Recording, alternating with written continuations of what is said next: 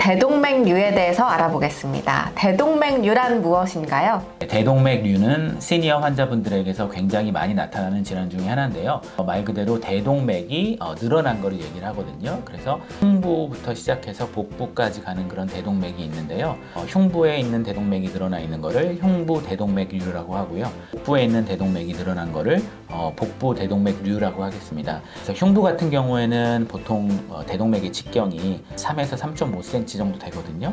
요거보다 늘어난 경우 4cm거나 4.5cm거나 그럴 때 이제 흉부 대동맥류라고 부르고요.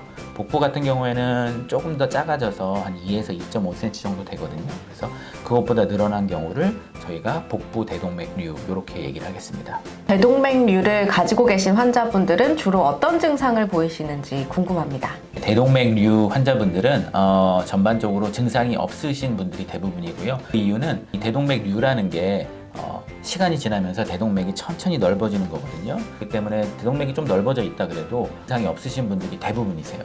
간혹 가다가는 이 대동맥류가 갑자기 늘어나거나 아니면 대동맥류가 조금 손상이 가서 새거나 아니면 터지거나 그런 경우에는 굉장히 심한 흉부 아니면 복부 통증이 오시게 되거든요. 그런 분들 같은 경우에는 바로 응급실에 가셔야 되지만 대부분의 경우에 있어서는 이 대동맥류는 무증상의 그런 질환이 되겠습니다. 대동맥류는 어떻게 진단을 하시는지 설명 부탁드립니다. 대동맥류는 증상이 없으시기 때문에 예방검사, 스크리닝에서 발견되는 경우가 굉장히 많고요. 예를 들어서 가슴이 아프거나 그래서 흉부 CT를 찍으셨을 때 흉부 CT에서 대동맥이 좀 늘어나 있다, 대동맥류가 의심이 된다, 그렇게 이제 진단을 되는 경우가 굉장히 많고요. 저희 심장내과에서는 이제 심장 초음파를 이용해서 진단을 하거든요. 그래서 초음파 프로브를 심장에 갖다 대서 심장도 보지만 저희가 심장에서 나가는 대동맥도 볼 수가 있거든요. 그래서 이렇게 심장 모형이 있으면 이 심장을 초음파로 다 검사를 하고 요 위쪽에 있는 대동맥을 저희가 초음파로 봐서 이 직경이 보통은 사람마다 성별마다 다르지만 3.7cm까지는 정상이시거든요. 근데 재보니까 4.0cm다, 4.5cm다. 그런 경우에는 저희가 흉부 대동맥류로 이렇게 진단을 하고요.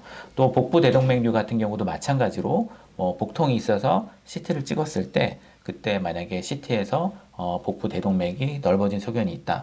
그러면 복부 대동맥류로 그렇게 진단이 되겠습니다.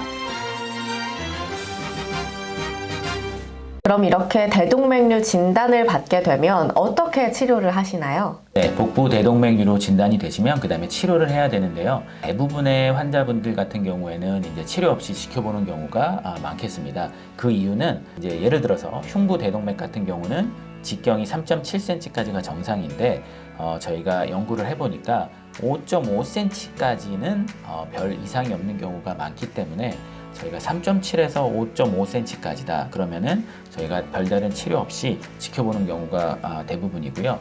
다만 그러는 경우에도 이 복부 대동맥이 더 넓어지는 거를 방지해야 되기 때문에 혈압 관리를 잘 하셔야 되고 그 다음에 담배를 피는 분이라면 담배를 당연히 끊으셔야 되고 그리고 콜레스테롤 약 같은 거를 통해서 이 복부 대동맥류가 더 넓어지는 거를 막는 그런 치료를 하게 되겠고요. 만약에 이 복부 대동맥류가 5.5cm 이상이다 그러면 저희가 이제 이 복부 대동맥류를 치료를 하는 그런 방법을 선택을 해야 되는데요.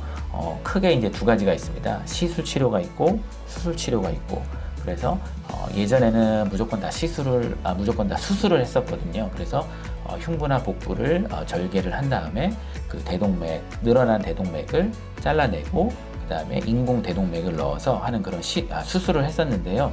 이제 최근에 이제 기술이 많이 발전하다 보니까 그런 수술보다는 이제 시술 쪽으로 많이 옮겨가고 있거든요. 그래서 똑같이 사타구니에 있는 큰 동맥으로 카테터를 넣어서 그 대동맥이 늘어난 곳 거기에 이제 스텐트를 넣어서 그 대동맥이 늘어난 거를 이렇게 줄이게 되는 그런 시술을 하게 되는데요. 이런 시술은 굉장히 복잡한 시술이고 또 모든 분들이 다 하실 수 있는 건 아니거든요. 그래서 그 위치에 따라서 상행 흉부 대동맥인지 하행 흉부 대동맥인지 또 복부 대동맥인지에 따라서 어떤 분들은 반드시 수술을 해야 되고 또 어떤 분들은 수술이 필요 없이 시술을 해야 되고 그런 분들도 있기 때문에 자세한 치료는 전문의 심장내과 선생님과 상담하시길 바라겠습니다.